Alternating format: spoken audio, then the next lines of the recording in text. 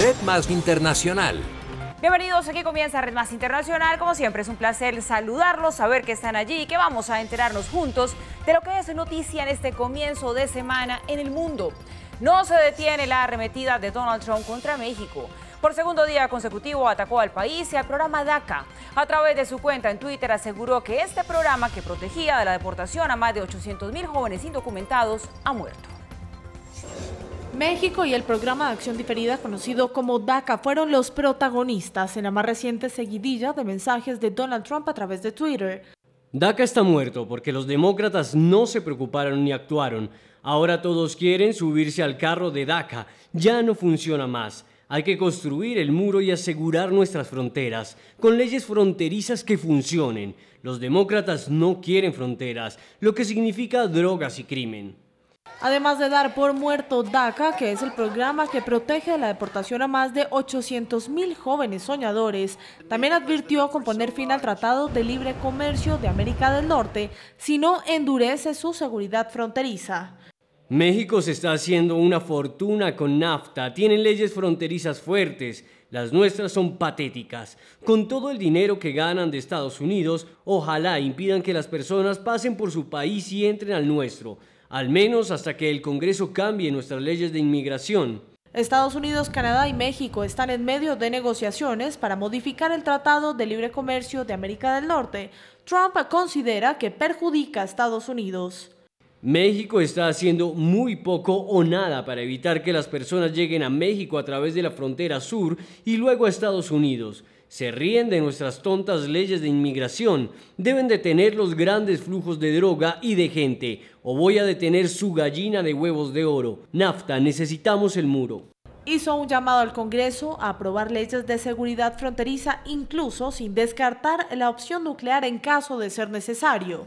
El Congreso tiene que aprobar inmediatamente leyes fronterizas, utilizar la opción nuclear si es necesario para detener el flujo masivo de drogas y gente. Los agentes de la patrulla fronteriza ICE son maravillosos, pero las leyes débiles, leyes demócratas, no les dejan hacer su trabajo. Congreso, actúa ahora, nuestro país ha sido robado. Sostiene que los inmigrantes cruzan fácilmente hacia Estados Unidos con la ayuda de México. Una vez más quedaron en el limbo los jóvenes soñadores del programa de acción diferida promulgado durante la administración Obama, que protege de la deportación a estos jóvenes que llegaron a Estados Unidos siendo niños. Trump canceló el programa el año pasado y pidió al Congreso encontrar una alternativa que por ahora sigue en veremos. Con la decisión de China de imponer aranceles a productos agrícolas de los Estados Unidos como respuesta a las medidas de Trump de impuestos al acero y al aluminio, se abre camino al proteccionismo y se ponen en riesgo también los acuerdos multilaterales de comercio. La respuesta de China a Estados Unidos con impuestos a sus importaciones va en contravía de la lógica de la economía de las últimas décadas. Es el mensaje de que el proteccionismo parece que viene en camino. Valen más los acuerdos bilaterales o los no acuerdos que estas ideas de acuerdos multilaterales, acuerdos de comercio internacional. Por el uso de las represalias comerciales y el uso del bilateralismo en lugar del multilateralismo que ha imperado hasta el momento. Los procesos de comercio que por tantos años se han pretendido fortalecer están en juego. La erosión de las normas del comercio multilateral que han venido rigiendo hasta el momento a partir de la creación de la OMC. Y aunque el recurso de los aranceles que impone China está muy por debajo de los de Estados Unidos, sí le envían un mensaje claro al presidente Trump.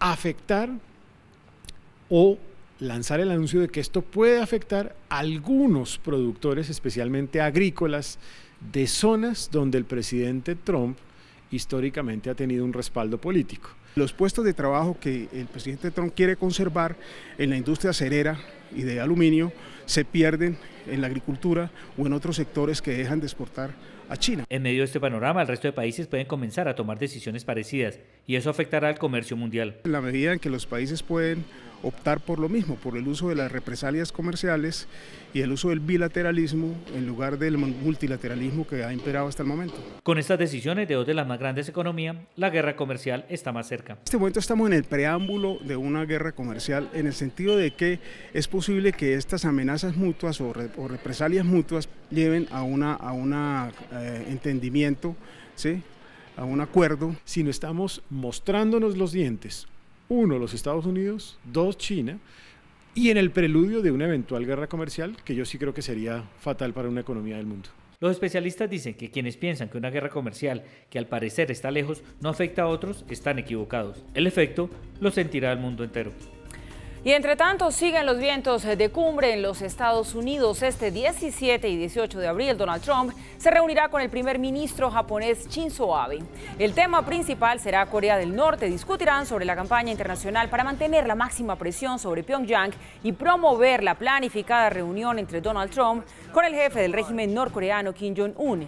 El encuentro con Shinzo Abe se llevará a cabo en la mansión de Donald Trump en Mar-a-Lago, en Florida, mientras crece la expectativa por la reunión del jefe de Estado de los Estados Unidos con el dictador norcoreano Kim Jong-un en el mes de mayo. Y a los 81 años y tras una larga enfermedad murió Winnie Mandela, recordada por ser un símbolo de la lucha contra el apartheid en Sudáfrica y quien fuera la esposa del expresidente Nelson Mandela por más de 30 años. Winnie Madikizela Mandela, conocida como la Madre de la Nación, nació en el año 1936 y en la década de los 50 se convirtió en un referente de lucha contra el apartheid en su país, lo que la llevó a pasar 17 meses en prisión y ser desterrada de su ciudad. Mrs. Madikizela Mandela. La señora Madikizela Mandela fue uno de los grandes íconos de lucha contra el apartheid. Luchó valientemente contra el estado apartheid y sacrificó toda su vida por la libertad del país. Su activismo y resistencia contra el apartheid la llevó a la cárcel en numerosas ocasiones, causándole también su destierro. Fue en 1957 cuando conoció al abogado y activista Nelson Mandela, con quien un año más tarde contraerían matrimonio. Nelson y Winnie Mandela vivieron juntos por 6 años hasta que en 1963 Nelson fue capturado y condenado a cadena perpetua. Durante los 27 años siguientes, tiempo que duró tras las rejas Nelson Mandela, Winnie estuvo apartada del activismo político. Ella guardó el recuerdo de su esposo encarcelado, otro ícono, Nelson Mandela. Vivió durante años en Robben Island y ayudó a dar la lucha por la justicia en nuestro país, una de las caras más reconocibles. 2 años después de que Nelson Mandela fue liberado, él y Winnie se divorciaron. Winnie fue nombrada diputada y viceministra de Arte y Cultura en 1994 por su entonces esposo Nelson Mandela, el primer presidente negro de Sudáfrica.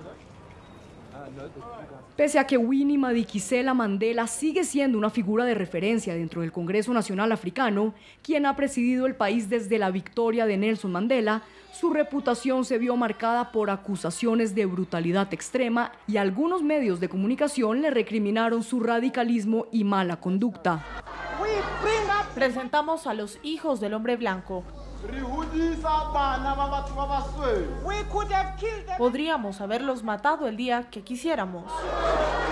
A los 81 años de edad y luego de sufrir una larga enfermedad, la activista falleció en la ciudad de Pretoria. Pese a que Winnie Madikizela Mandela se divorció de Nelson Mandela, siempre conservó su apellido.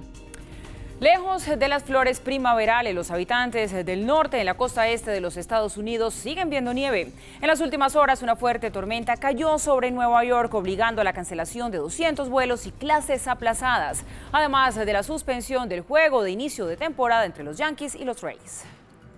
Aunque podría parecer una postal de Navidad de plena época invernal en Nueva York, la realidad es otra.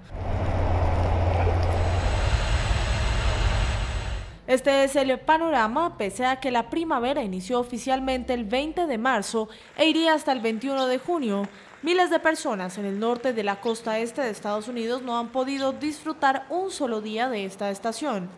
Una inesperada tormenta de nieve una vez más sorprendió a los habitantes este lunes, específicamente en Nueva York, New Jersey, Connecticut, Pensilvania, Massachusetts y Rhode Island.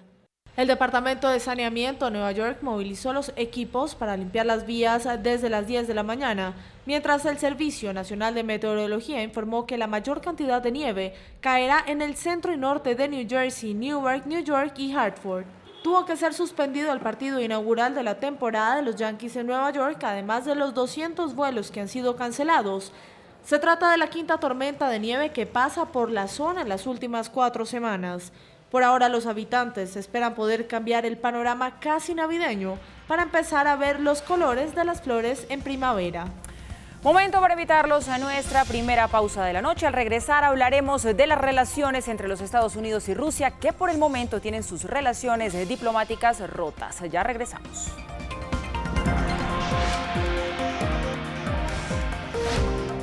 Hola, buenas noches. En menos de 36 horas se han fugado 3 presos de cárceles del país. El pasado sábado en la noche, 2 exguerrilleros de las FARC se escaparon de la cárcel La Picota de Bogotá, al parecer, mientras el guardián que tenía a cargo su custodia estaba en estado de embriaguez. Las autoridades ya iniciaron las investigaciones. Todos los detalles de esta información en nuestra emisión de las 8 de la noche de Red Más Noticias.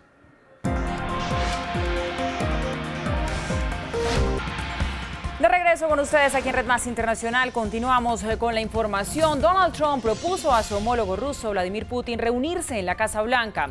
La invitación se dio antes de las expulsiones de los diplomáticos por el envenenamiento del exespía ruso Sergei Skripal, cuando el jefe de Estado estadounidense llamó a Putin para felicitarlo por su triunfo en las elecciones. La noticia el 20 de marzo fue la llamada que hizo el presidente de Estados Unidos, Donald Trump, a Vladimir Putin. El motivo, felicitarlo por la victoria en las elecciones, logrando un 4º mandato que lo mantiene en el poder hasta el año 2024.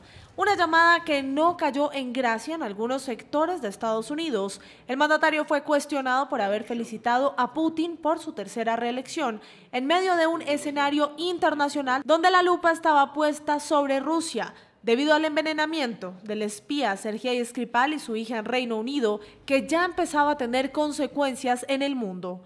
La Casa Blanca respondió asegurando que el expresidente Obama también había llamado a Putin a felicitarlo en el pasado por sus logros en las urnas. Hasta ese momento solo se conocía que durante la conversación hablaron sobre control de armas y la desnuclearización de Corea del Norte, entre otros asuntos. 13 días después se conoció que durante la llamada Donald Trump le propuso a Putin una reunión, es decir, 6 días antes de la expulsión de los diplomáticos, quienes este lunes regresaron a su país tras la orden de sacarlos de la nación americana. Casi de manera simultánea, el pasado 26 de marzo, varios países europeos expulsaron a los diplomáticos. Rusia niega cualquier tipo de participación en el envenenamiento. Denuncia como una provocación la expulsión de los diplomáticos y una campaña antirrusa. Rusia no tiene nada que ver con el envenenamiento de los Skripal, pero estamos muy interesados, más interesados que nadie en mi opinión, para establecer la verdad y descubrir qué le pasó a nuestros ciudadanos.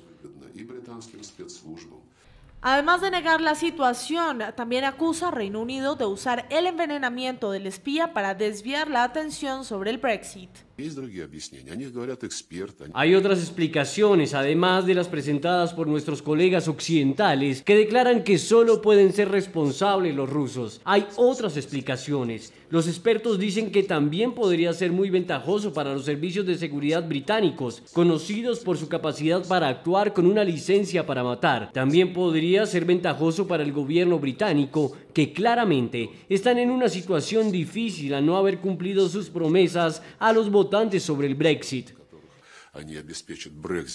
Sostienen además que Rusia no tenía ningún interés de envenenar a un espía previo a las elecciones presidenciales y a solo meses del Campeonato Mundial de Fútbol que se llevará a cabo en ese país. Aunque se desconoce una confirmación sobre la cumbre o una fecha, el Kremlin asegura que, dada la tensión ocasionada por la expulsión de los diplomáticos y el cierre de consulados, es difícil la idea de tratar un eventual encuentro. Y hablamos a esta hora aquí en Red Más Internacional de esa posible cumbre entre Trump y Putin y también de ese futuro de las relaciones entre los Estados Unidos y Rusia. Para eso saludamos a nuestro invitado Fabio Sánchez, director de investigación de la Escuela de Política y Relaciones Internacionales de la Universidad Sergio Arboleda. Fabio, buenas noches y gracias por estar conectado con nosotros. Buenas noches, Paula, y muchas gracias de nuevo por la invitación. Bueno, Fabio, todo lo que terminó girando en torno al caso del envenenamiento del exespía ruso empezó siendo un asunto entre el Reino Unido y Rusia y ahora se ha decantado a que es una situación también entre Estados Unidos y Rusia. ¿A qué puede conducir esta ruptura de relaciones diplomáticas entre estos dos países?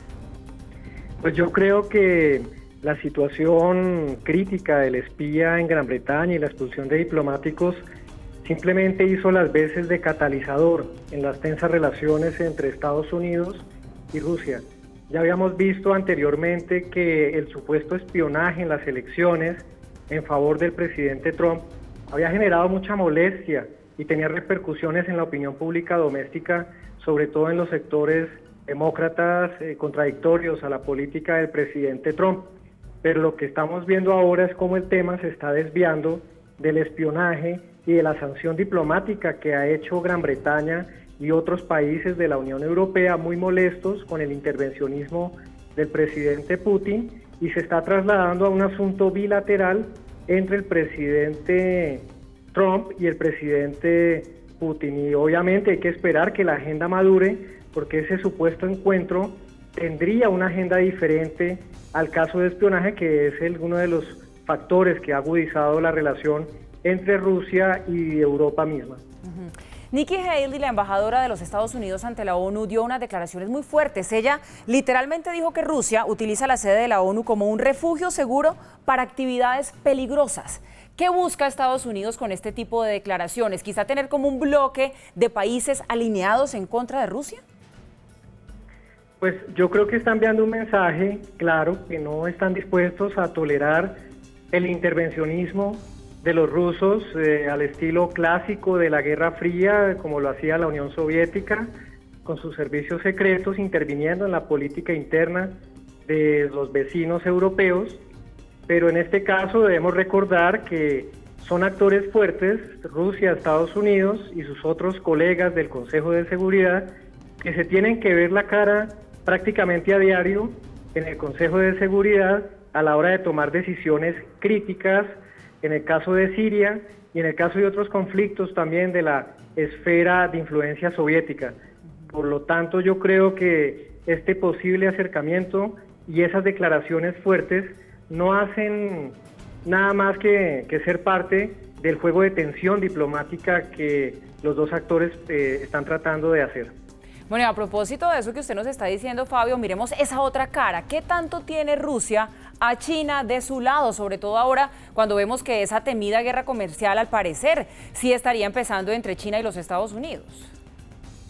Sí, yo creo que todos de alguna manera se necesitan, pero también muestran sus potencialidades en materia económica, en materia militar, y claramente lo has señalado, es decir, no podemos entender una política exterior de Estados Unidos buscando diálogo con China y buscando diálogo con Rusia y al mismo tiempo ejerciendo presión y enviando fuerza militar a los mares del sudeste asiático y alimentando mucho más la alianza militar con Corea del Sur. Lo mismo podríamos decir en el caso de Rusia. Estados Unidos, recordemos que es un gran promotor de la seguridad europea, es un gran soporte de la OTAN misma, y por lo tanto China también comercialmente tiene mucha fuerza, pero también ejerce presión geoestratégica y militar en su vecindario. Por lo tanto, todos atacan y todos ceden en la agenda económica, política y militar. ¿Se dará, Fabio, esa cumbre entre Trump y Putin de la que ya empezamos a especular los medios de comunicación? Porque recordemos que esas conversaciones que trascendieron, pues sí se dieron antes de que se desatara de una manera tan fuerte el caso del exespía ruso. Pues yo creo que debemos esperar un poco que madure el posible acercamiento. En estos momentos yo veo que es muy difícil que se consolide. Ambos líderes tienen una política exterior agresiva. Son actores que actúan de una forma inmediata, rápida y son muy autoritarios.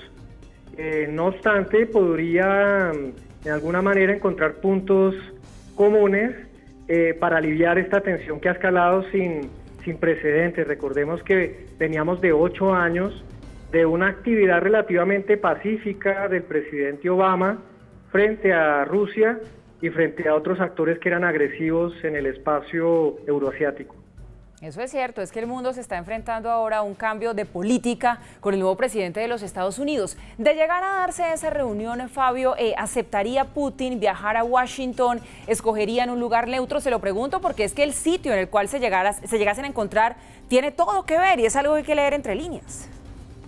Por supuesto, es una interrogante interesante que nos lleva a pensar en las grandes cumbres o en los grandes encuentros de la Guerra Fría. Recordemos, por ejemplo, los viajes de Nixon a China, o recordemos los acercamientos que han hecho algunos presidentes estadounidenses con rivales, con antagonistas, pero en este caso lo que estaríamos viendo es una posible visita del presidente Putin a los Estados Unidos, que de alguna forma le permitiría a él fortalecer mucho más su imagen interna, y en ningún momento sería una debilidad. Yo creo que le ayudaría un poco más a favorecer y a mostrarse en Occidente. Recordemos que en Occidente para algunos países es un actor exótico, y eso le permitiría fortalecer más su política exterior. Y otro asunto que no es menor es que se encuentra próximo a celebrar el Mundial de Fútbol, que es uno de los grandes acontecimientos culturales de este año y de la agenda política y deportiva mundial. Pues bien, ahí está ese diagnóstico de cómo están las cosas en las relaciones y lo que puede venir entre los Estados Unidos y Rusia. Fabio Sánchez, gracias por habernos acompañado, director de investigación de la Escuela de Política y Relaciones Internacionales de la Universidad Sergio Arboleda, para ayudarnos a entender este caso que nos interesa a todos. Buenas noches. A ustedes muchas gracias, un placer como siempre. Y nosotros continuamos con más información. Los trabajadores de la compañía de ferrocarriles de Francia entraron en huelga y se espera que para mañana el país galo viva un martes negro por cuenta de la parálisis ferroviaria a nivel nacional.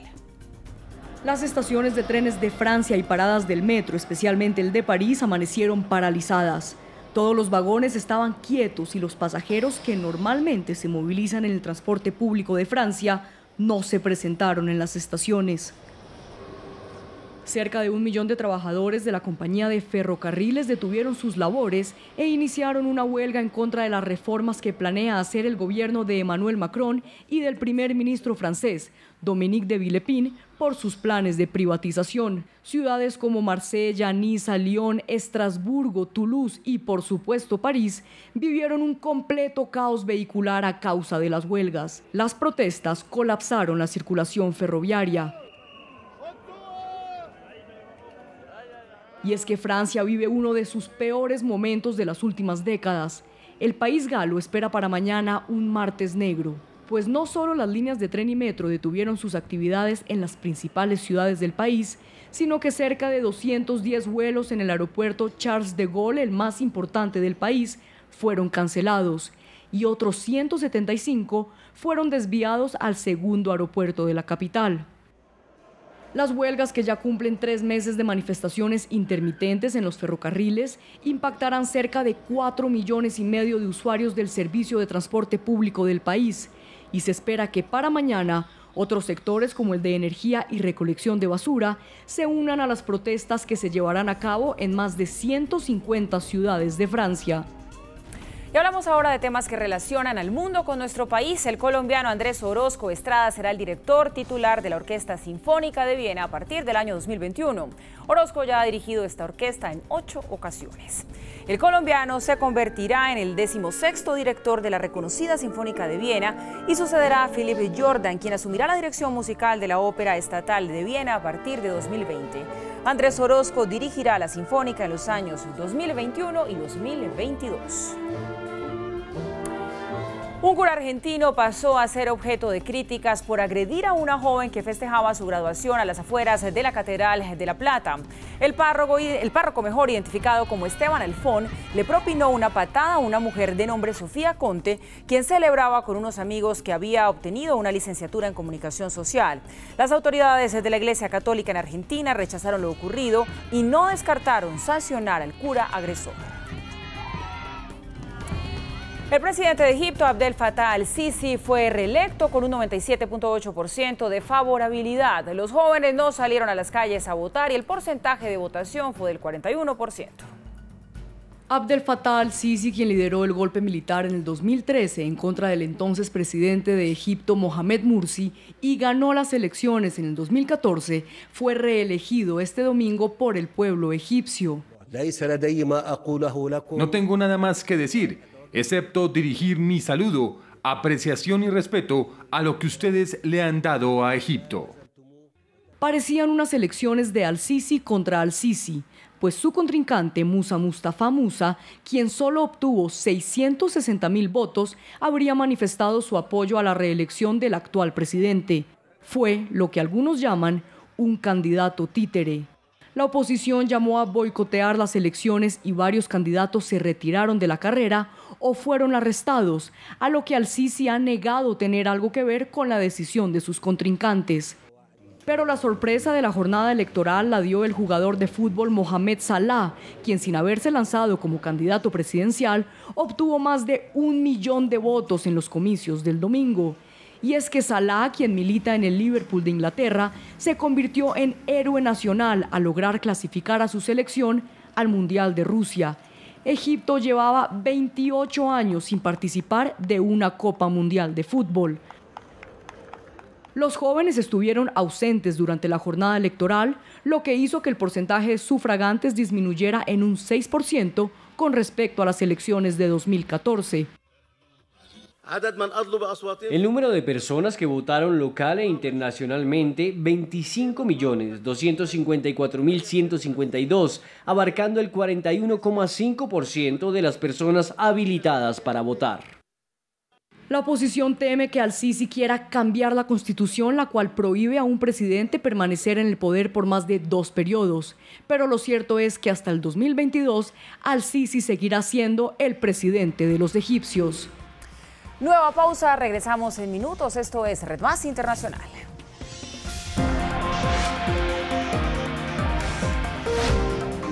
Buenas noches.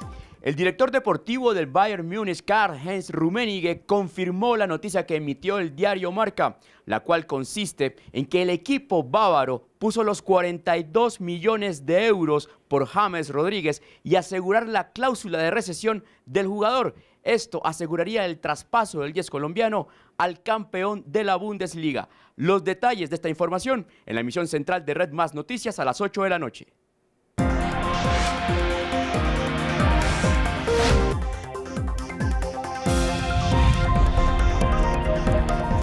Estamos ya de regreso, llegamos ahora a México. Allí un obispo causó polémica al confesar que sostuvo encuentros con narcotraficantes, quienes se comprometieron a no asesinar a ningún candidato a las próximas elecciones a cambio de 2 insólitas condiciones.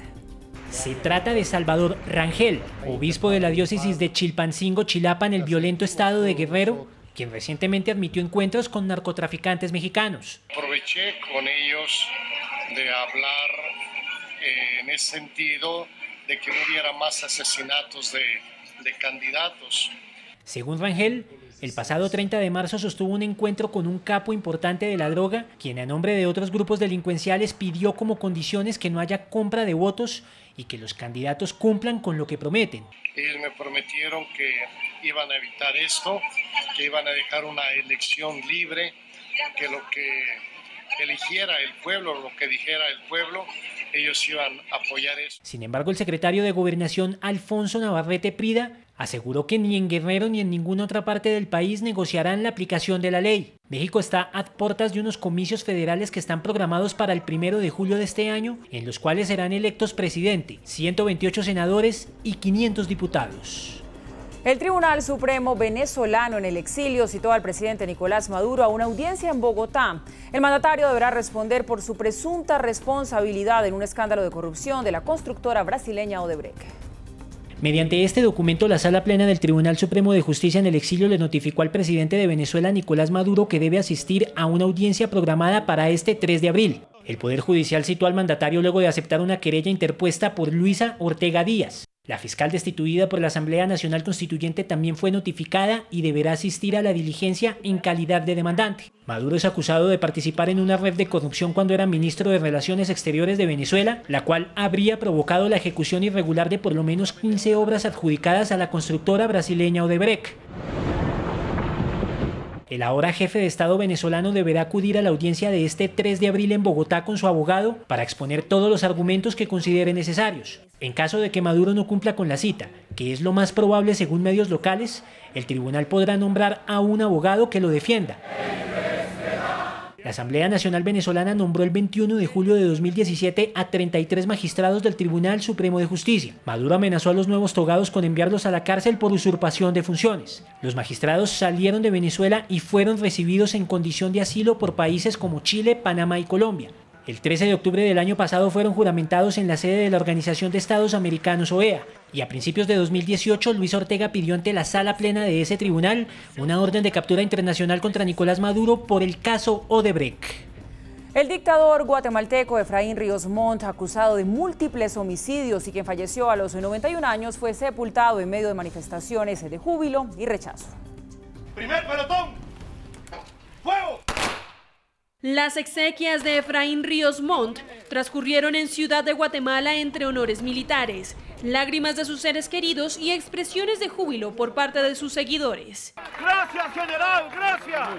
¡Gracias, general! ¡Gracias! Tuvo la valentía de poder pararse ante la izquierda en 1982 y fue así como logró que Guatemala rescatara su institucionalidad. Y fue así como dejó una huella y marca en Guatemala. Guatemala pierde un gran líder, pero nosotros nos vamos con el ejemplo que él nos ha dejado. Sin embargo, para muchos guatemaltecos, Ríos Montt deja un legado de horror, muerte e impunidad. Estamos como con una sensación de un poco de cólera, ¿verdad? De rabia al pensar que este señor muere en su casa, muere en su cama, muere rodeado de sus familias y nosotros seguimos acá exigiendo justicia, diciendo de que esto no se olvida, no se perdona y que seguiremos buscando a nuestros familiares, a nuestros tíos, nuestros primos. Considerado como uno de los dictadores más crueles y sanguinarios de América Latina, Ríos Montt gobernó Guatemala entre marzo de 1982 y agosto de 1983.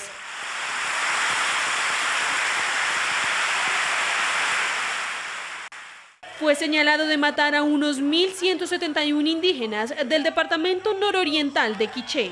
El 10 de marzo de 2013, la justicia guatemalteca lo halló culpable de genocidio y delitos de lesa humanidad. Tenía que pagar una pena de 80 años de cárcel, pero solo 10 días después, la Corte de Constitucionalidad anuló la sentencia por irregularidades en el proceso y ordenó un nuevo juicio. En 2015, fue declarado mentalmente incapaz de enfrentar a las autoridades por padecer demencia senil. Sus abogados informaron que murió producto de un infarto en su residencia.